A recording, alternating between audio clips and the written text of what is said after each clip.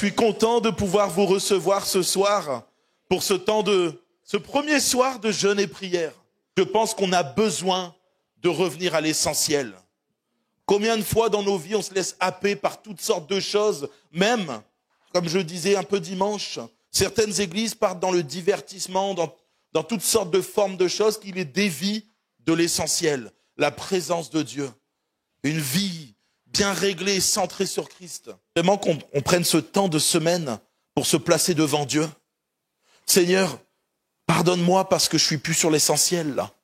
Je suis plus sur toi, Seigneur. Je veux revenir à toi plus profondément. Seigneur, parle-moi, qu'est-ce qui va pas dans ma vie? D'accord? C'est important qu'on puisse vraiment demander au Seigneur de nous révéler certaines choses. Je me rappelle, il y a quelques années en arrière, c'était mon premier jeûne et prière. C'était le tout premier. Et je me rappelle de ça un soir, j'étais encore dans mon entreprise et j'avais pris, vous savez, 4 jours pour aller faire mon jeûne et prière. C'était le tout premier, je commençais le ministère pastoral. Et puis en fait, j'avais la tête ailleurs. Ma tête, elle était bloquée dans mon entreprise sur mes chantiers. Puis le premier soir, je vois tous les pasteurs, ils étaient là, alléluia, là, là, et j'étais là, ok. Et puis je pensais.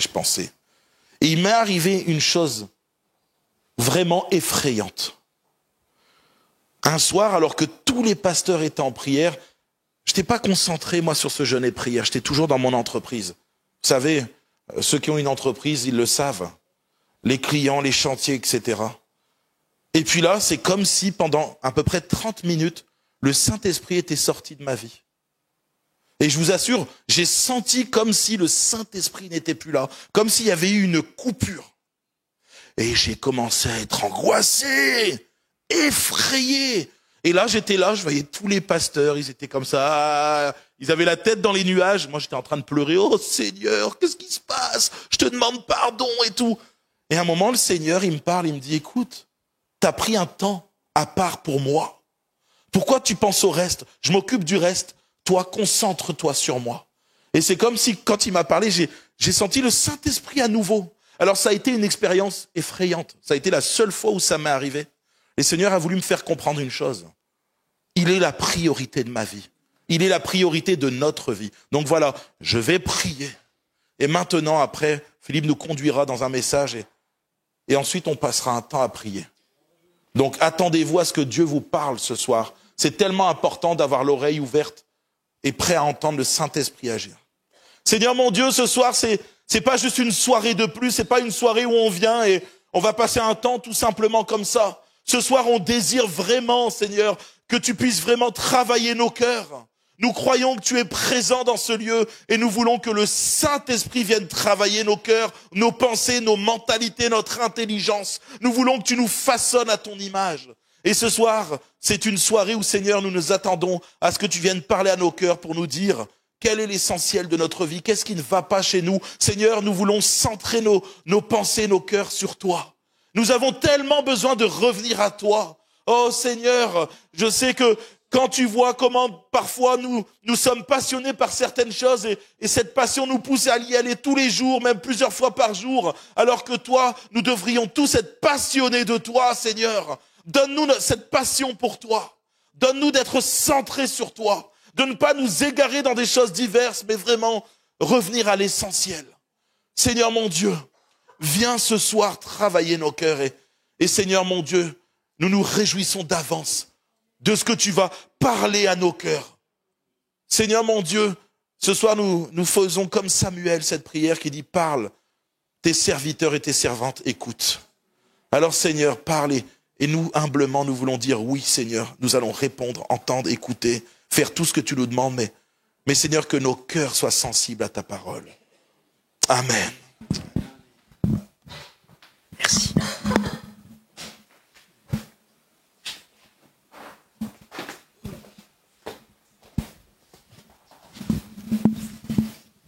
Bonsoir à chacun d'entre vous. Nous allons faire quelques lectures, mais avant cela, quelques mots d'introduction.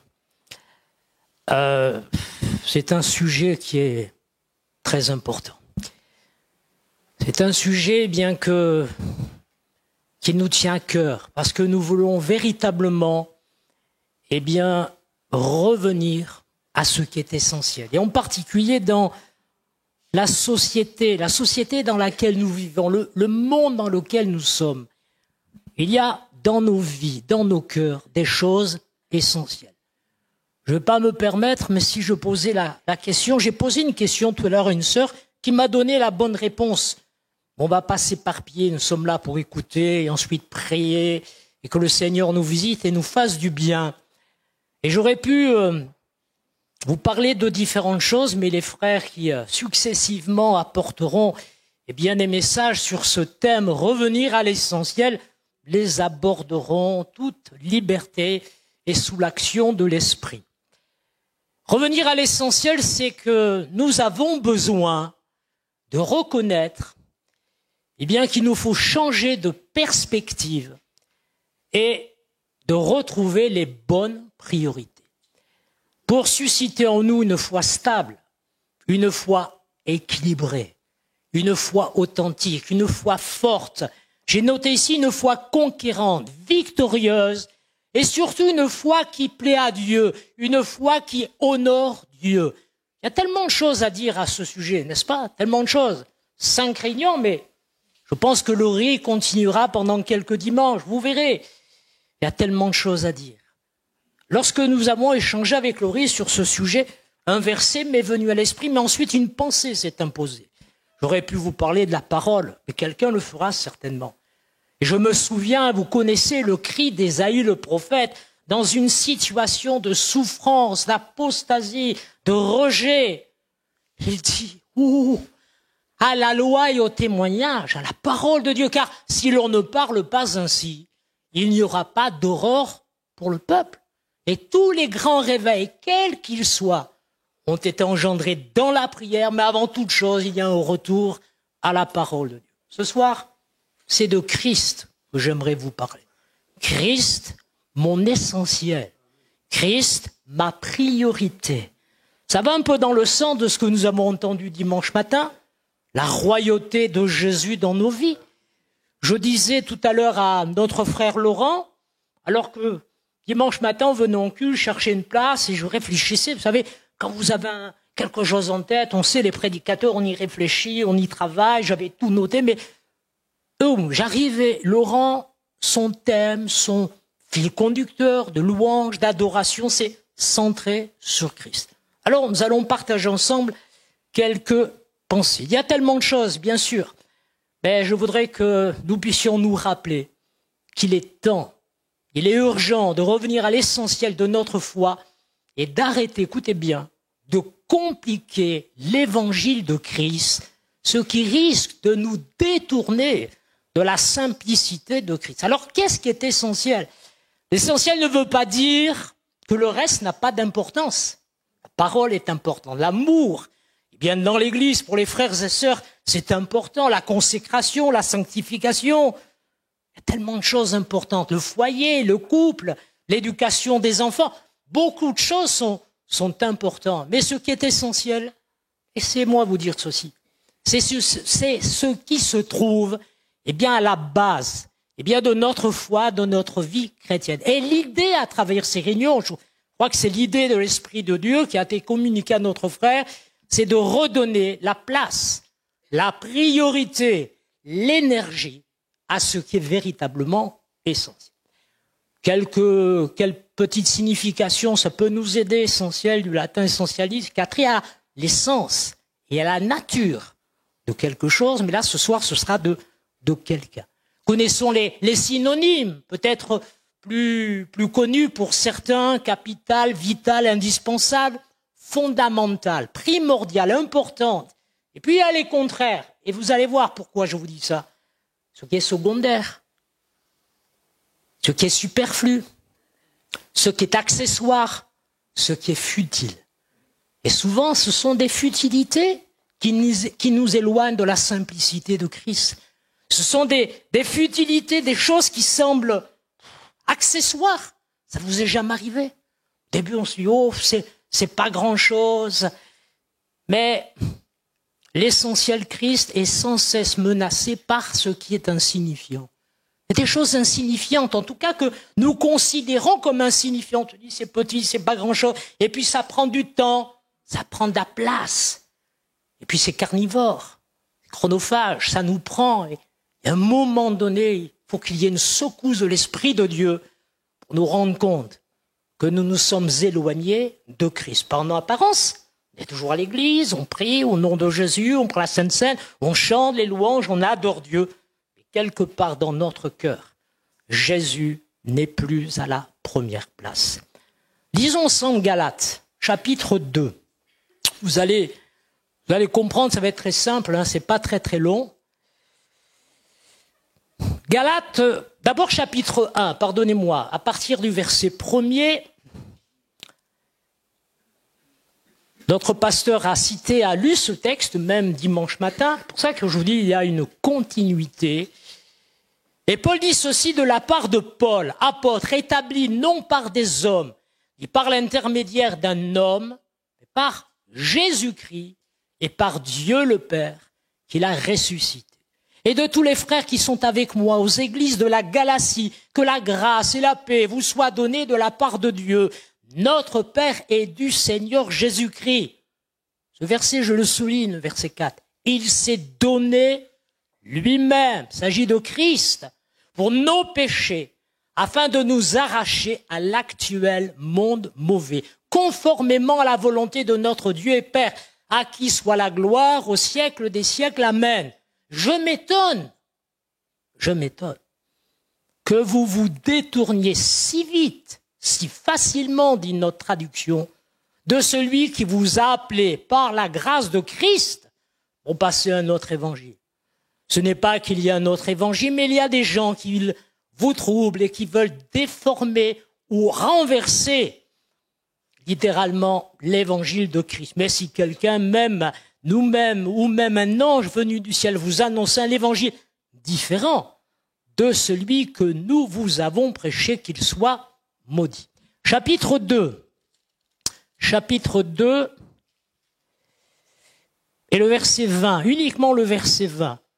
J'ai été crucifié avec Christ. Ce n'est plus moi qui vis. Et c'est Christ qui vit en moi. Et ce que je vis maintenant dans mon corps, dans ma chair, je le vis dans la foi au Fils de Dieu qui m'a aimé et s'est donné lui-même pour moi. Voilà quel était l'essentiel de Paul.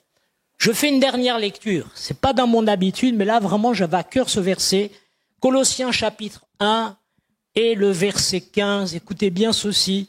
Le Fils est l'image du Dieu invisible, le premier-né de toute la création. En effet, c'est en lui, en Jésus, que tout a été créé, dans le ciel et sur la terre, le visible et l'invisible, trône, souveraineté, domination, autorité, tout a été créé par Christ et pour Christ. Il existe avant toute chose et tout subsiste en lui. Il est la tête, du corps qu'est l'Église. Il est le commencement, le premier-né d'entre les morts, afin d'être en tout le premier. Afin d'être en tout le premier. Voilà notre sujet. Christ, mon essentiel. Afin d'être en tout le premier. Lorsque nous lisons les versets du chapitre 1er de Paul aux Galates, nous sommes surpris de voir que ces croyants qui avaient connu la grâce de Dieu, qui s'étaient repentis, qui avaient été changés, transformés, qui avaient vu des miracles, d'ailleurs il en est question, dans le chapitre où il parle des miracles, de la manifestation de la gloire de Dieu, Paul, et relisez le texte, vous verrez avec tristesse. Il écrit sous la plume de Paul, on ressent sa tristesse. Je m'étonne, dira-t-il, que vous détourniez si promptement, si facilement de Christ.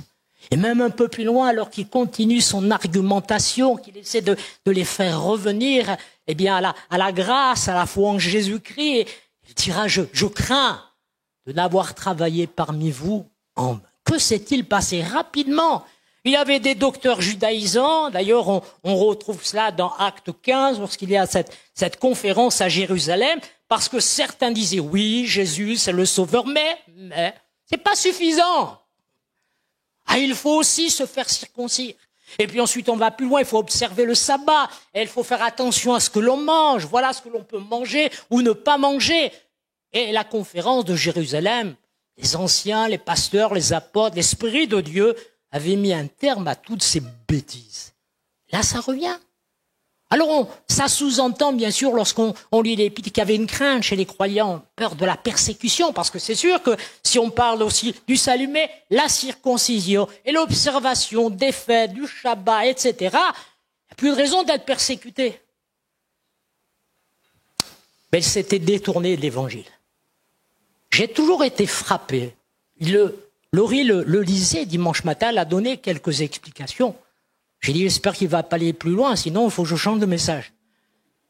Mais il dit un autre évangile. Qu'est-ce que ça veut dire? Vous savez qu'on vit aujourd'hui dans un monde, dans une société, où des églises prêchent un autre évangile. Et pourtant, Paul dit, non pas qu'il y ait un autre évangile, il n'y en a qu'un d'évangile. Vous êtes d'accord avec ça? Mais un évangile différent de celui que je vous ai enseigné. Or, quel est l'énoncé de l'évangile selon Paul? Dans 1 Corinthiens chapitre 15, il dit, je vous rappelle l'évangile que je vous ai annoncé, que vous avez reçu, et dans lequel vous tenez ferme.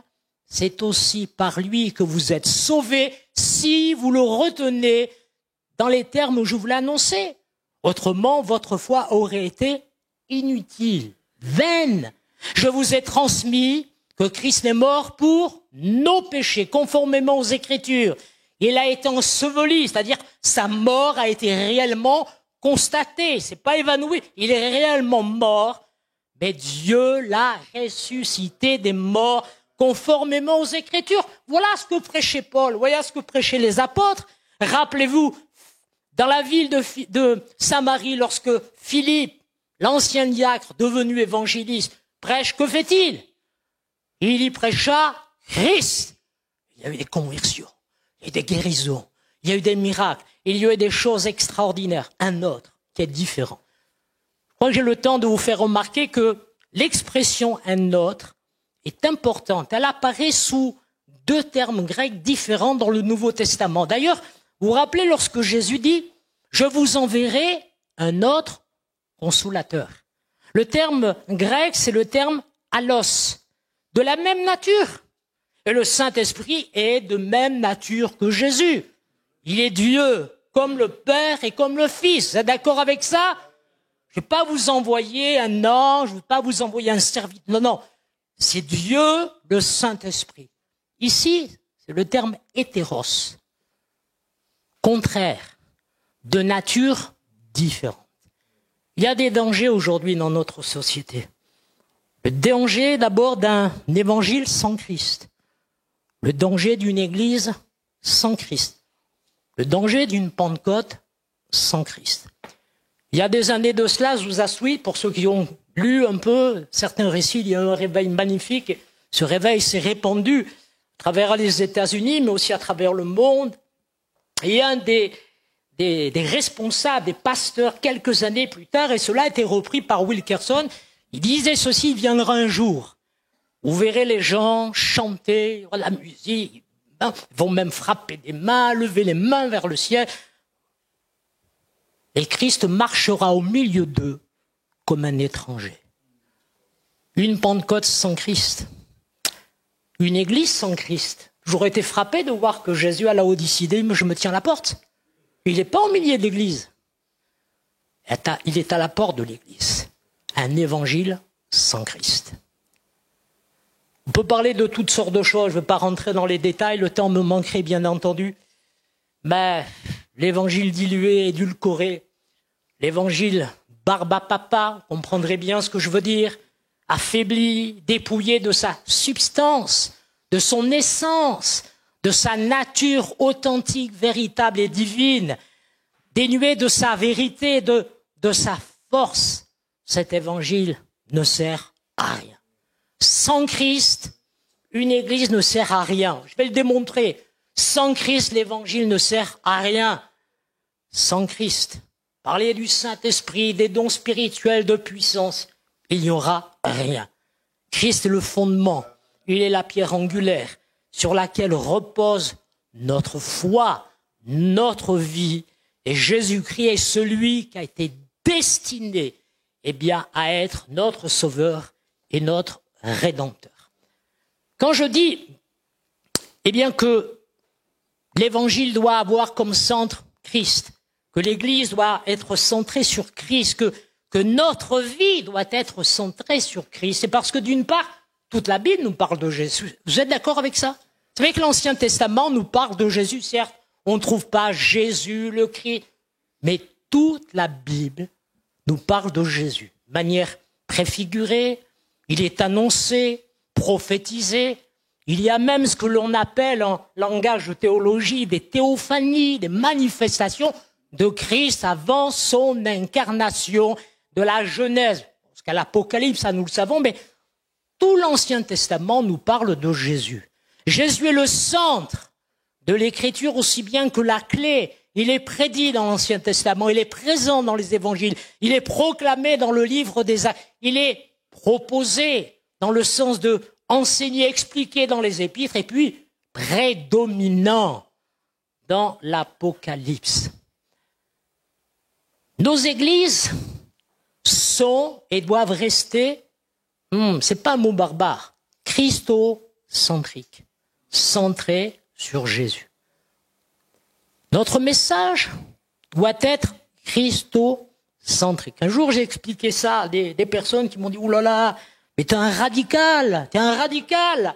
Et puis toi, on m'a dit que je parlais trop du sang de Jésus, trop de la croix. Waouh. J'ai dit, s'il n'y a plus de croix, il n'y a plus de salut. S'il n'y a plus de sang de Jésus, il n'y a plus de purification, de pardon de nos péchés. Oui, on va nous considérer comme des radicaux, pas comme certains l'entendent, mais parce que nous sommes attachés à la parole, parce que nous sommes attachés à l'évangile de Christ, parce que nous sommes attachés à l'Église de Christ, parce que nous sommes attachés au Consolateur, le Saint-Esprit, venu de la part du Père et qui glorifie le Christ. Vous savez, Dieu n'a que faire d'élever quelqu'un. Vous êtes d'accord avec ça? Dieu ne cherche pas à élever un prédicateur, quel qu'il soit, aussi bon soit-il. Dieu n'a que faire d'élever un enseignant, une église, une dénomination, un apôtre, un prophète. Tellement de gens aujourd'hui se disent apôtres, se disent, moi tiens, je m'appelle prophète intel. Vous ne savez pas d'où ils viennent. Il suffit de regarder sur les réseaux sociaux. Moi, je suis effaré. Quelquefois, on m'envoie beaucoup, vous savez, de choses et on me demande conseil. Je dis, moi, à partir du moment où le gars se présente comme apôtre, il a établi quoi? Quelle église? Qu'est-ce qu'il a fait? Les prophètes. Il dit des choses qui ne se réalisent pas. Oui, mais on peut se tromper. Non, tu ne te trompes pas. Dans l'Ancien Testament, tu disais quelque chose qui ne s'accomplissait pas. Vous savez ce qu'on lui faisait? On le mettait à mort. Eh oui, c'était radical à l'époque de Moïse. Hein? Si tu dis quelque chose, ça ne s'accomplit pas, tu es mis à mort. Les faux prophètes, ça a toujours existé. Et il y en a aujourd'hui. Plus qu'autrefois peut-être. Des faux docteurs et des faux enseignants. C'est la raison pour laquelle nous devons rester attachés à Christ, centrés sur Christ. Laissez-moi vous dire ceci. C'est que Dieu ne veut élever personne. Ce que Dieu veut, attendez, c'est que le nom de son Fils Jésus soit élevé. Parler du Saint-Esprit, de nature divine, il est Dieu. Père, le Fils, le Saint-Esprit. Quelle est sa mission? Glorifier Jésus. Glorifier Jésus. Le seul nom qui résonne favorablement dans le cœur de Dieu, c'est le nom de Jésus. C'est pas le nom de tel prédicateur, c'est pas le nom de telle église. Oui, Dieu bénit le prédicateur dont la vie est centrée sur Christ, qui prêche au Christ. Dieu le bénit et à travers lui des centaines, des multitudes, peut-être que quelques dizaines, peu importe. C'est selon ce que Dieu lui a donné. Eh bien, des gens se convertiront. Une église qui est centrée sur Christ, elle verra la manifestation authentique de la gloire de Dieu. Les gens qui sont attachés à Christ et qui s'attendent à l'action de l'Esprit, ils verront. Il y aura des dons spirituels, il y aura des opérations spéciales de l'Esprit de Dieu. Et Dieu n'a que faire d'élever qui que ce soit. C'est que le nom de Jésus, waouh, et seulement le nom de Jésus soit élevé. Vous êtes d'accord avec ça? Sans Christ, la Bible n'a plus la même saveur. Sans Christ, la Bible, je dirais, elle n'a plus aucune utilité. Ça reste un livre d'histoire. On pourrait toujours raconter les histoires de David, de Samuel, aux enfants. Mais s'il n'y a pas Christ, il n'y a rien. Elle devient quoi? Comme certains la lisent. Moi, je connais des gens qui lisent la Bible, mais oh là là, mais c'est pas inspiré, ça vient pas de Dieu. Mais c'est bien lire, ça fait du bien. Ça fait du bien. Je disais à quelqu'un, mais tu devrais te laisser interpeller. Si ça te fait du bien, c'est qu'il y a quelque chose de divin, de vivant, bien qui te touche. Je me dis, c'est peut-être vrai. Sans Christ, la Bible, eh bien, n'a plus aucun sens. Ça devient un recueil de poésie, un livre de sagesse ou de pensée philosophique. Sans Christ, il n'y a plus de rédemption, il n'y a plus de grâce, il n'y a plus de salut, plus de pardon, plus de réconciliation possible avec Dieu le Père, puisqu'il n'y a plus Christ. Nous sommes réconciliés avec Dieu par Jésus-Christ, notre Rédempteur. Sans Christ, il n'y a plus de changement de vie possible. Comment dire, Seigneur, change ma vie, change mon cœur, change-moi, transforme-moi, s'il n'y a pas de Christ? Il n'y a rien. Il n'y a absolument rien. Sans Christ, il n'y a plus de consolation. Je suis allé à des funérailles il y a quelque temps, funérailles il y a quelques jours. Et dans une église, je peux le dire, une église traditionnelle, et je vous assure, je connaissais le défunt, je connaissais la famille. Ce ne sont pas des chrétiens, même si on a l'occasion d'échanger, mais j'avais de la tristesse, j'avais de la peine. Quant à cette personne qui s'en est allée, où est-elle? Je ne sais pas, mais j'avais de la tristesse. Il y avait devant moi des gens inconsolables. Un fils qui venait de perdre son père et qui disait « mon papa, mon papa ». J'avais de la peine. Je vous assure, j'étais brisé. Pas de consolation. Parce qu'il n'y a pas Christ. Tradition, cérémonie. On dit toutes sortes de choses, mais 90% de ce que j'ai entendu était de grosses bêtises, des âneries. Il n'y a pas de consolation. Il n'y a pas d'espérance. Il n'y a pas de résurrection des morts et d'éternité. J'étais frappé dernièrement quand je relis 1 Corinthiens. Eh bien, nous parle de la résurrection des morts, parce que c'est son sujet au départ, la résurrection des morts. Ce n'est pas un plaidoyer, une argumentation concernant la résurrection corporelle de Jésus. Il parle de la résurrection des morts, des croyants. Mais il va aller plus loin. Et l'argumente en disant, si vous ne croyez pas en la résurrection des morts, cela signifie que vous ne croyez pas en la résurrection de Jésus. Or, si Jésus n'est pas réellement ressuscité des morts, notre foi est vaine. Et nous sommes les plus malheureux du monde. Voyez-vous jusqu'où ça peut aller? L'évangile sans Christ, parole de Dieu sans Christ, plus de consolation, d'espérance, de résurrection, des morts, d'éternité. Notre foi est vaine. Nous sommes les plus malheureux des hommes. Sans Christ, il n'y a pas d'église. Il n'y aurait pas de prédicateurs, il n'y aurait pas eu d'apôtres. Les apôtres, avant la résurrection de Jésus, ils s'en étaient allés, ils s'étaient sauvés, ils avaient pris toutes sortes de directions. Après la résurrection, que les choses changent, et puis il y a l'église, il y a l'Esprit de Dieu. Mais sans Christ, pas d'église. De simples associations caritatives, comme ça existe, des clubs où on échange. Même des clubs ludiques, où on joue aux cartes, on joue au loto, on joue aux échecs. C'est pas interdit, je veux dire, mais c'est plus Christ. Aujourd'hui, ce qu'on aime, c'est parler entre soi, la psychologie, moderne. Moi, j'ai rien contre, mais c'est Christ qui fait tout. C'est Christ qui guérit, c'est Christ qui sauve. Même, je peux comprendre que quelqu'un qui a été meurtri, qui a été blessé profondément dans son enfance, dans son adolescence, ou même dans son couple, ait besoin de parler, je le comprends, ça. Mais ce ne sont pas les paroles qui vont guérir quelqu'un. Les paroles vont aider, parce qu'on va orienter vers Christ. Le prédicateur ou les frères ou la sœur qui témoignera pour soutenir, pour aider, ou cet enfant, ou cette jeune femme, ou cet homme aussi, va être orienté. Mais c'est Jésus. C'est seulement Jésus. Mais s'il n'y a plus de Christ, il n'y a plus rien. On peut comprendre que les gens, malheureusement, aujourd'hui, sans Christ, sans Dieu, sans espérance, qu'est-ce qu'ils font? Ils mettent un terme à leur vie. Ça ne nous interpelle pas, ça.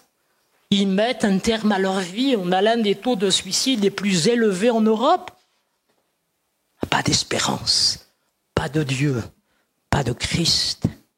Sans Christ, il n'y a pas de véritable amour, selon 1 Corinthiens 13. N'est-ce pas Paul, lui aussi, je reste sur Paul, qui déclare, eh bien, l'amour de Christ nous presse. Sans amour, pas de Christ, il n'y a rien.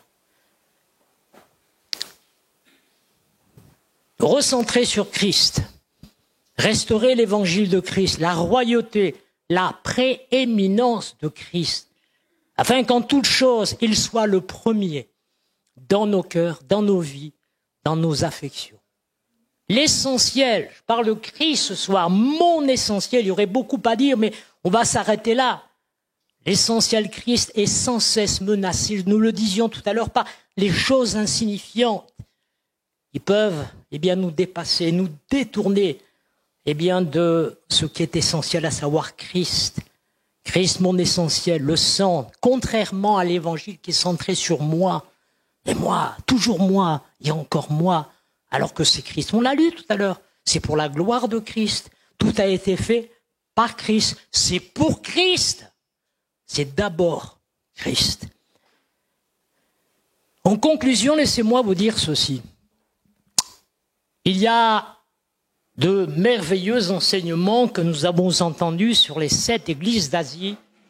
Et nous avons entendu, je crois qu'à 2 reprises, il a été question de l'église d'Éphèse. Vous vous rappelez? Suivez bien. Et on va prier. Écoutez bien ceci. Je voudrais vous interpeller avec cela, à mettre en évidence Christ, mon essentiel, et qui doit être avant toute chose le premier dans nos cœurs, nos vies, nos affections. Quand Jésus, c'est un reproche que fait Jésus. D'abord, vous avez noté la façon de faire de Jésus, il encourage, ça c'est bien, ça c'est bien. Contrairement à nous les hommes, d'abord on décourage, on casse, on brise. Après, ça ne sert plus à rien, n'allez pas encourager quelqu'un à qui vous avez dit toutes sortes de choses qui l'ont mis à terre. Et Jésus encourage, c'est toujours sa façon de faire. Il encourage. Ah, il voit ce qui est bon, ça c'est un beau fruit, ça c'est bien. C'est la façon de faire de notre Seigneur Jésus. Et à un moment donné, il dit ceci, mais ce que j'ai contre toi, c'est que tu as abandonné ton premier amour. Vous êtes d'accord jusqu'ici? On a donné et on a raison. Et sans déformer le texte biblique, on a parlé de toutes sortes de choses. Ah, le premier amour, au moment où je me suis converti. Je me suis toujours interrogé avec cette parole. Je vais vous laisser, je vous fais une proposition. Je n'ai pas dit que c'est une vérité immuable, pas du tout. Non, c'est une proposition. Ne serait-il pas possible de paraphraser cette phrase de Jésus à l'église d'Éphèse en disant, écoutez bien, ce que j'ai contre toi, c'est que tu as abandonné l'amour qui faisait que j'étais le premier dans ta vie.